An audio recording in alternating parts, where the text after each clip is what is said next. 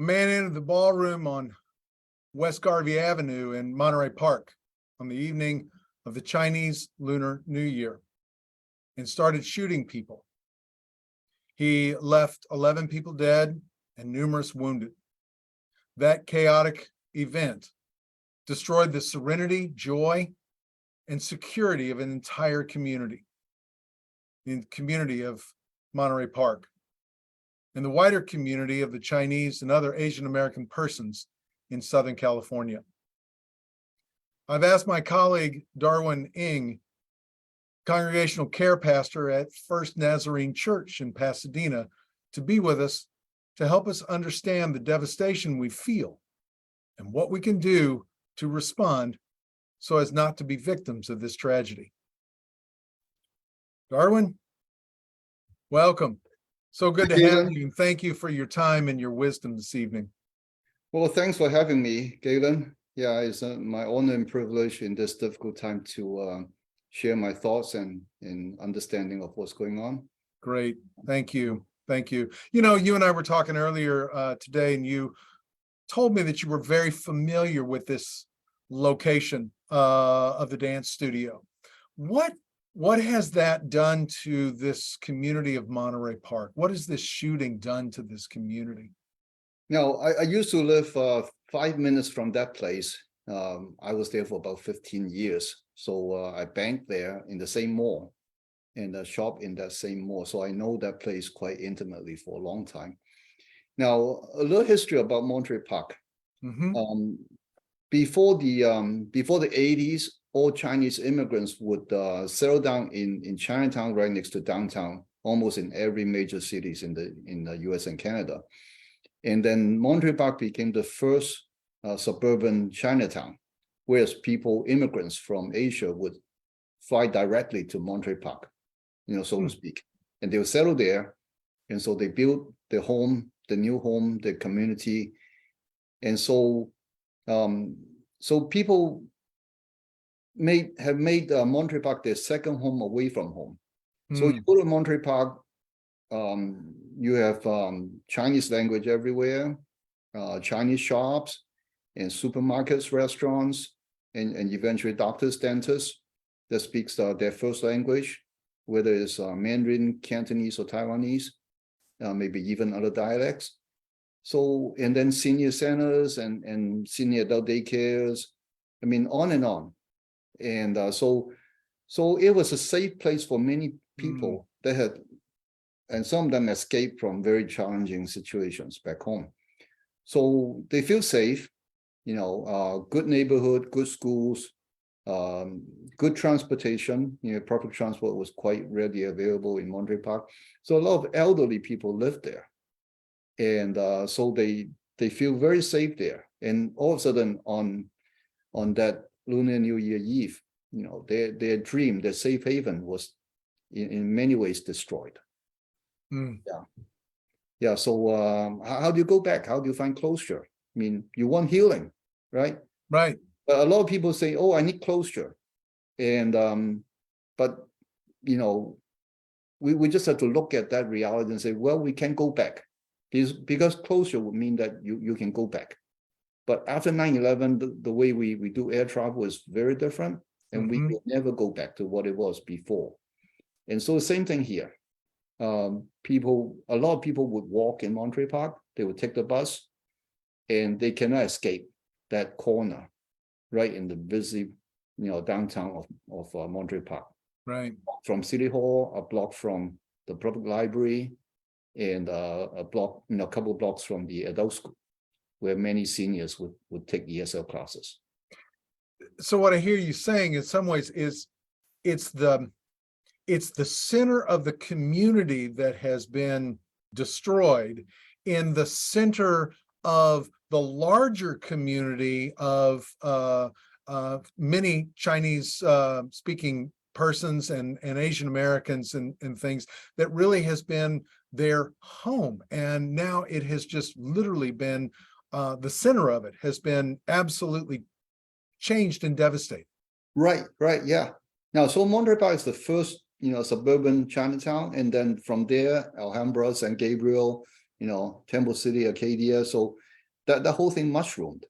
And so a lot of Chinese would come to the West San Gabriel Valley to find safety, to find a new possibility for themselves and their children. And now they have to ask themselves this question, is it still safe to be here? Yeah. Right? Yeah. Yeah. And then you can't imagine, so the perpetrator and the victims are older, 50s, 60s, 70s. And we would imagine things like, okay, in a school, in a university, in a concert venue. So most people are younger, right? And then now, is there a safe haven anywhere? Anywhere. Right? Yeah. Yeah. People can't avoid these images. You mentioned that they can't avoid that location. It is so central to who they are and to their identity here in America. That's kind of what, again, I'm hearing you say. What is it that you suggest that they do to be able to respond to this deep void now that they're feeling? Now, if you're closer to the victims, I would suggest that you go seek out resources offered by the government. You can still go to the Langley Center, the senior center in Monterey Park. I think they'll tomorrow will be the last day to have counselors, on site. And then you can also go to the public library 2 blocks from there, and they also therapists there on site Monday through Friday, and next week will be the last time. And even after that, if you struggle and you say, hey, as my friend, I was so devastated, I didn't know what to do. And I think you can call City Hall, and or you can call the dispatch with the police department. They can direct you to resources that's available for you. And for others, I would suggest that if you feel comfortable, you feel safe, then go to the dance studio. There's a makeshift memorial outside the dance studio. Sure. And you see a lot of people there. I was there Sunday afternoon, and there are pictures of most of the victims, a lot of flowers, a lot of candles, and a lot of people showing up to find comfort and find support. So I assume that you can just go in and start talking to anybody. Everybody will share your grief and say, I can't imagine that is happening here. And then maybe even find people that speaks a foreign language that would be, that you can communicate with and talk about your feelings, your fears, and your hope.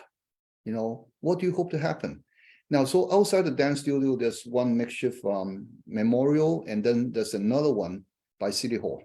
Oh, okay. So that's, it's walking distance. Sure. Yeah.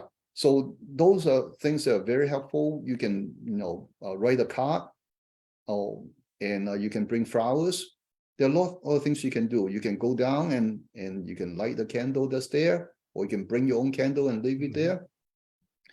People draw and bring, their creation and leave it there to say, rest in peace, and or keep dancing. That's very encouraging. Yeah. And so that's a possibility. But if you think, no, it's too much for me, then but if you want to process it on your own, then maybe you can journal, you can write, you can draw, you can, if you're artistic, creative, poems is a very good way to, express your emotions and your feelings, and find a safe place for yourself. If you want to process it all by yourself, go down to the beach, go up the mountains. We'll bring snow chains, okay? Right now. Yeah. And so find a place that's helpful for you to, maybe you want to, use your phone as a recording device and, share your own thoughts for yourself. Sure. And so a lot of things you can do to express your feelings. Don't suppress it, because we all have internal pressure cookers. We stuff a Mm, lot of stuff in there and then just tighten the knot and don't let it steam out. And in the most inopportune time, they'll come knock on your front door and say, "Hey, no, you have neglected me for too long." yeah, Right? So when you're down, depressed, when you're re-traumatized by another event, then all of a sudden they said, "Hey, you don't take care of me, then then I'll make life so difficult."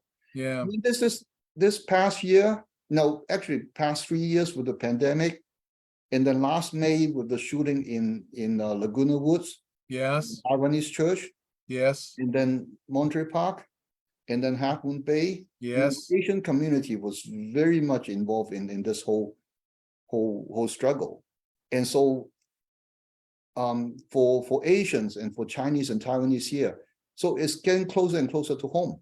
Hmm. What does it mean? Is it safe to be here? I can lock my front door, but will I still be safe? Can I go out to the market? Can I send my mom to a dance hall? Right? Sure. Or should I ask her to stop going? Yeah, then she had nowhere to go. What does it mean? Right. So you have to find safety. And I mean there's no easy answer as to Mm-mm. what is safe, right? Right. Yeah, and we're not in law enforcement, so even law enforcement cannot answer the question. But then the more we process it, the more we'll normalize our feelings. Right. Because even with the shooting in Laguna Woods, in Monterey Park, and Half Moon Bay, over a 9-10 months period of time, Mm-hmm. there's 3 incidents.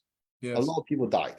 Yep. Still, in between, life was still more normal than not. Mm. So how do we normalize these struggles? Massacres happen, and but it doesn't happen every day. Right. So how do we look at things with the right perspective to help ourselves and help our family and neighbors to say, well, there's no guarantee that you'll be safe, Right. right? But how do we handle life, with resilient and then looking at that and say, okay, I'll continue to live. Right. Right. I think, as you're talking, a couple of things are really, really powerful here. And that sense of that, this stuff was getting closer and closer, through the different shootings that came on and the pandemic and stuff. This stuff kept getting closer and closer to us. And I would hope people would remember how much of a loss the pandemic created for us and how much it took out of us, Right. because we just don't have the same kind of resilience. We don't have the same kind of reserves to respond to something like this as we might have had it happen prior to the pandemic, because the pandemic just took so much out of us. That lowers our threshold where we have the energy and have the thoughts and the wisdom to respond. And I think it's really important for us to recognize that, so that we can use our minds to, in some way, sort of help push us forward, because we may not want to do it. Our heart may not want to do it, may not feel like we can do that, but our mind can step in and say, I know it doesn't feel like we can, but we can. And to then step forward. And then all those things that you mentioned, I just want to lift those up, how wonderful they all are and how different they all are, because everybody is different, and we just need to find our own ways to be able to do that. Maybe, as you mentioned, journaling or poetry or talking to people or walking in the beach or recording our own thoughts or something. Anything that we can do to let go and to release that stuff is really how we process this. And so, your words here are, and your ideas are really impactful and very, very encouraging. And I just want to encourage people also to try to make sure and try some of them. Try things. You never know what's going to quite mix, and when you find it, it'll be really helpful for you. Yeah, and then you mentioned that the pandemic shipped into our resiliency, and that's very true. Yeah. But then we look back to recent history and look at how we survived 9/11, Mm-hmm. right? So, I mean, the ethos of the country was just totally, in many ways, destroyed. Yeah. How could we allow that, to happen right in New York City? But then we came back again and again and again, right? Mm-hmm. So there are all kinds of massacres that happen, mass shooting and you name it. But every time we have the ability to come back and say, okay, I'm going to face this danger, and then I'll continue to live. I'll continue to make life meaningful. Right. So you look back to the history and say, we are a resilient people. Mm-hmm. It's difficult. Pandemic, causes a lot. And then the shooting in Laguna Woods is one thing. Monterey Park is close to home. And then Half Moon Bay is just like, wow, the alarm is like, blaring. It's ringing loud. Very loud. Yeah. Right within days, right? From what happened in Monterey Park.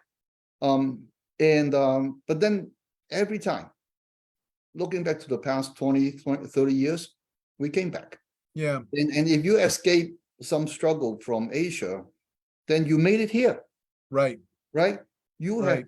have that was kind of forming in my head. I think, is there some way out of the immigrant experience and the challenge and the strength that it takes to go through that maybe if people could reflect on, might provide them some resources for moving forward or for responding?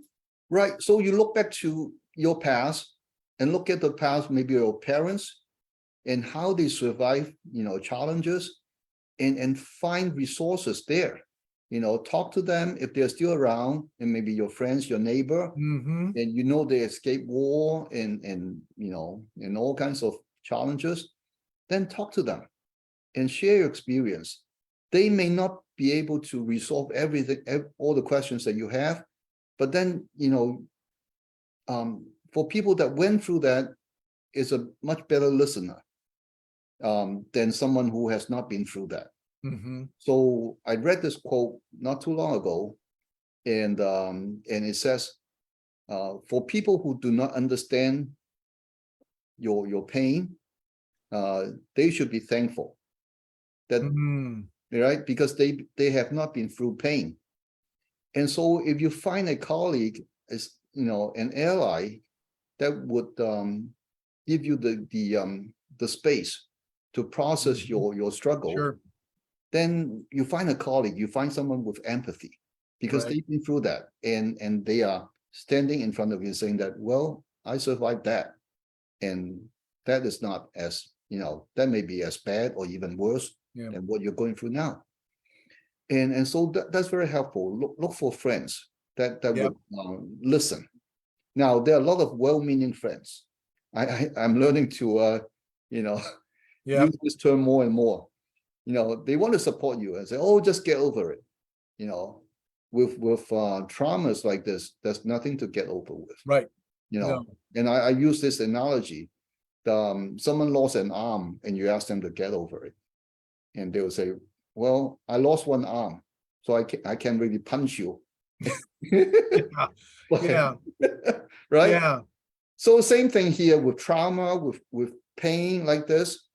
There's nothing to get over with. We just have to look at that and learn how to carry that with us, and find colleagues, find people who can support us, and find ways to express our feelings so that it would bring us to a better place emotionally. Yeah.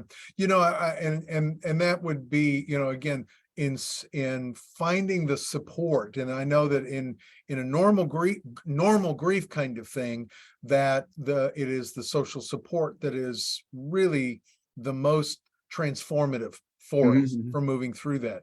Trauma, it is the support that we have from one another, or maybe a professional if we happen to need that to to sort through the challenges that a trauma brings to us, which such as this experience is.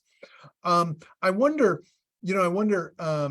all of those things, again, back to those things that you were talking about, talking to people, finding the support, writing poetry, hiking, whatever it may be, caring for yourself, trauma's in our body. And so I always want to encourage people to take care of their body in a first and foremost way. Pay attention to your body. It will tell you what it is that you need to do, and to, into how to, in part ways, how to respond. Where do you feel maybe the tension, the knots or things that are in there? That tells you where you're holding that. And then you can focus on that to maybe help release some of that. I was thinking about this because you mentioned about, in Chinese, there's a phrase about swallow your grief, or what was it? Right. So Say yeah, that the for Chinese saying, yeah. in Chinese in Mandarin is 吃苦. So eat your direct translation would be eat your bitterness. Eat So your you bitterness. swallow it. That's You swallow it whole, and then you basically, thinking that, hey, if I do that, then I'll, I'll be stronger and healthier. Yeah. But you're denying your struggle. You're denying that reality that you're in the middle of a struggle. Yeah. Yeah. Yeah. So there's some need to be almost, in some ways, what I'm hearing you say, Darwin, to be a little bit countercultural to maybe what we have been taught, or what our family may expect of us, which is, again, you just sort of suck it up, you move forward. We're tough. We've been, we've made it through here and stuff. And it really is important to find the support and the strength that we, from others, that we need to be a part of this whole communal healing that is going to be necessary for us. Now, maybe it's more so in the Chinese culture. So when we deal with grief, there's a common phrase in Mandarin is 节哀. So save on your grief. That means don't cry.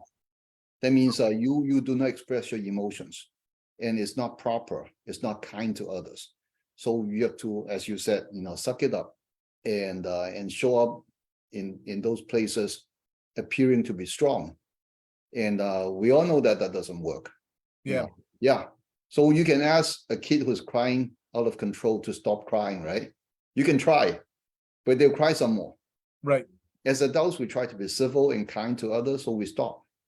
But then we'll find another room to continue our tears. Yeah. And so give yourself permission to feel all that you're feeling. And part of that is to listen to your body, right? There are a lot of things when you have a lot of negative emotions. Mm-hmm. And I've been teaching that, negative emotions is not negative. They're not. They're real. They're real. They're just, emotions. Right. We give them, bad rap in that sense. So they're telling us something. You're feeling sad, you're feeling angry. And so talk to your emotions. Yeah. So, right? Yeah. And so what's really going on inside of you, your physiology, your psychology, everything that's inside. And then you process them in a healthy way. So and then I talk about all these journaling and poems, and there are things more tangible, and some people will want to do that. Now they're websites for fundraising. Okay. The largest of the site is Lunar New Year Victim Fund, if I remember correctly. Okay. The goal was to raise $1 million. They have surpassed that already. Wow. Okay. Within 10 days. And there are other funds dedicated to some families and others. So I think overall, as a community, we've raised over 1.5 million just in a very short time. So that's a very tangible way. It is. It is. But I want to challenge Asians. I mean, we know how to give. We're very generous people, but a lot of times we stop there. And so, okay, Mm. I can bring out my checkbook, I can, call and give them my credit card number, and then we move on. But find other tangible ways to express your concern. If you're able, maybe start an organization that would maybe provide, long-term for these families, or you, in that process, you find a social or political cause, then you can start an organization. I'm not suggesting anything. Yeah, just Right. yeah. What I hear is to to respond that we all have a need to make a change, and that's part of how we process these Right, kinds of right. things. Make a And so, change so such a tragedy doesn't happen again. What do we do? And whatever our movement is for that, that's what we need to encourage people to move toward. right. So if you look at this and say a part of that is mental health. Yep. And Asians don't deal with mental health, correctly. So we suppress that, we put that aside. Okay. And so maybe you can start a process to educate the senior Asian community to embrace what's necessary for for mental health to happen, right? Yeah. Yeah. So if you're connected with these therapeutic community and link up with all the Chinese speaking therapists and say, hey, we need to do something. We need to go down to the senior center and Yeah. talk to the, Yeah. the seniors. I mean, Yeah. there are a lot of things we can do. They're very tangible. Right. And if you have the connections, then, that can happen quite easily. Yeah. Yeah. And those connections are available and all as you've mentioned there at the senior center or the Monterey Park City Hall. Even if those counselors are, I think you said they were going to be leaving tomorrow, which is not near enough time, because that is still just it's still just the numbness of this experience is enveloping so many people. But go down if it's 6 months or whatever, go down, because they'll still have those connections and things. Right. This Yeah. is going to be a long-term kind of experience. This is not something that is just we turn the page, as we kind of mentioned, we turn the page and go forward, and we're fine. We have a whole community here that the heart has really been wounded deeply. And Right. So and that's a location that many residents in Monterey Park cannot escape. They would right. pass that, the bus would go through that corner. And but just recognize that we are resilient people. Yep. And we can make something beautiful of a charity, and that can happen. Yep. Yeah, taking charge of your experience and doing what is appropriate as you're feeling within yourself to respond to that. That's how you're going to break down that victimhood, heal yourself. And when we heal ourselves and begin to move through that and process that, then the whole community starts healing. Right. Yeah. One person at a time. One person at a time.